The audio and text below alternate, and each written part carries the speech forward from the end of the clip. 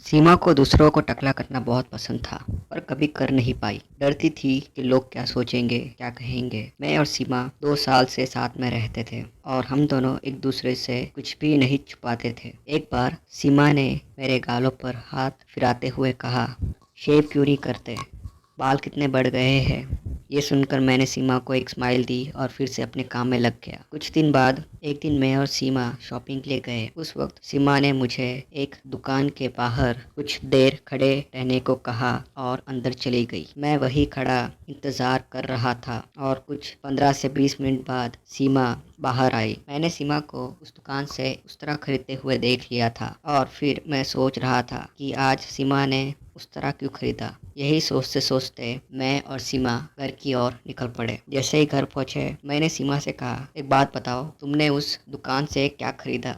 तब सीमा ने जवाब दिया, क्यों, आपको नहीं पता।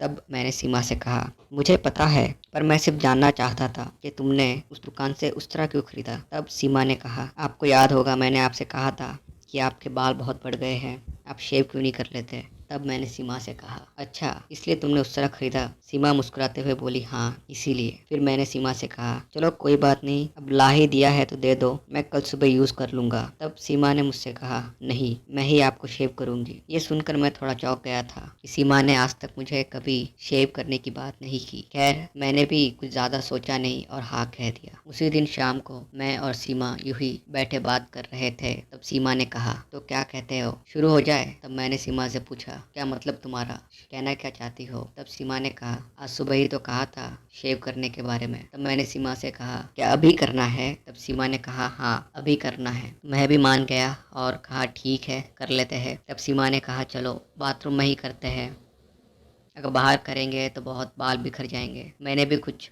ज़्यादा सोचा नहीं और बाथरूम में चला गया। बाथरूम में सीमा ने ऑलरेडी एक टेबल रखा हुआ था। मैं जाकर उस टेबल पर बैठ गया। फिर सीमा ने एक तौलिया लिया और मेरे कंधे पर रख दिया। फिर सीमा ने थोड़ा सा पानी एक मग में लिया और मेरे चेहरे को गीला करने लगी। जब मेरा चेहरा पूरी तरह से गीला हो चुका था, सीमा ने उस मग को मेरे सर पर उलेट दिया और हंसने लगी। तब मैंने सीमा से पूछा, अरे ये क्या किया तुमने, पागल हो गई हो क्या। तब सीमा ने बोली, नहीं बस यूं ही। फिर सीमा ने पास ही में रखा शेविंग फोम का डब्बा उठाया और उसमें से थोड़ी सी फोम अपने हाथ में ले ली और मेरे चेहरे पर लगाने लगी। फोम लगाते लगाते पहले सीमा ने मेरे चेहरे को पूरा कवर कर दिया, फिर थोड़ा सा और फोम अपने हाथ में लिया और मेरे सर में लगाने लगी। मेरे सर में शेविंग फोम लगाते हुए मैंने सीमा से पूछा, तुम मेरे सर पर शेविंग फोम क्यों लगा रही हो। तब सीमा ने कहा, अब शेव करना है तो शेविंग फोम तो लगाना ही होगा। अचानक से मेरी मानो नींद ही खुली और मैंने सीमा से पूछा, क्या मतलब तुम्हारा, शेव करना है तो शेविंग फोम लगाना होगा। तब सीमा ने कहा, तुम सही समझ रहे हो, मैं तुम्हारे चेहरे की नहीं तुम्हारे सर की बात कर रही थी। तब मैंने सीमा से कहा, नहीं मुझे टकला नहीं करवाना। तब सीमा ने कहा, चुपचाप यूं ही बैठे रहो वरना मैं तुम्हें छोड़कर चली जाऊंगी।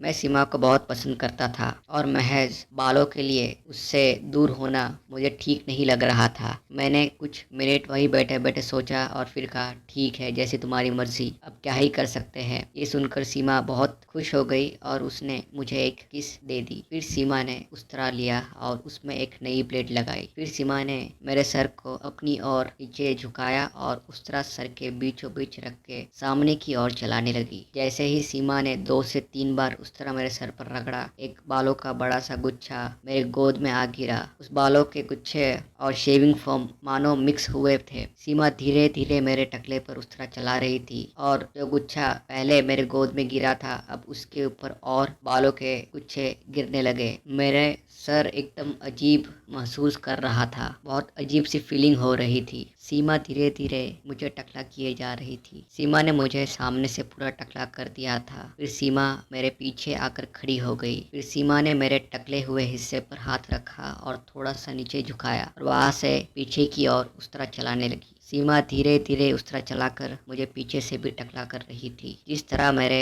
गोद में बालों के गुच्छे गिरे थे, अब उसी तरह मेरे पीछे भी बालों के गुच्छे गिर रहे थे। सीमा ने कुछ 10 से 15 मिनट मेरे पूरे टकले पर उस तरह चलाया और मेरे सर को पूरा साफ कर दिया। फिर सीमा मेरे सामने आई और मुझे दाएं देखने को कहा। फिर सीमा ने मुझे दाईं ओर से टकला करना शुरू किया। सीमा ने दाईं ओर से ऊपर से शुरू किया और मेरे सर से लेकर मेरे गालों तक उस तरह फैलाती रही। जब मैं दाईं ओर ऊपर से पूरा टकला हो गया था और मेरा चेहरा भी शेव हो चुका था। तब उसने मुझे बाईं ओर देखने के लिए कहा और उसी तरह से उस तरफ फिराया। अब कुछ 20 से 25 मिनट हो चुके थे। मेरा टकला और मेरा चेहरा पूरा सफाचट साफ हो चुका था। फिर सीमा ने कहा, एक काम करते हैं, एक बार फिर से उस तरह चला देते हैं। तब मैंने सीमा से पूछा, क्यों? टकला तो तुम वैसे ही कर चुकी हो, अभी और क्यों करना है? तब सीमा ने कहा, नहीं, मुझे सिर्फ टकला ही नहीं, मुझे एकदम स्मूथ टकला करना है। यह कहकर सीमा ने शेविंग फोम फिर से अपने हाथों में लिया और मेरे पूरे टकले पर लगाने लगी। पर इस बार उसने सिर्फ मेरे टकले पर ही शेविंग फोम लगाया, चेहरे पर नहीं। फिर सीमा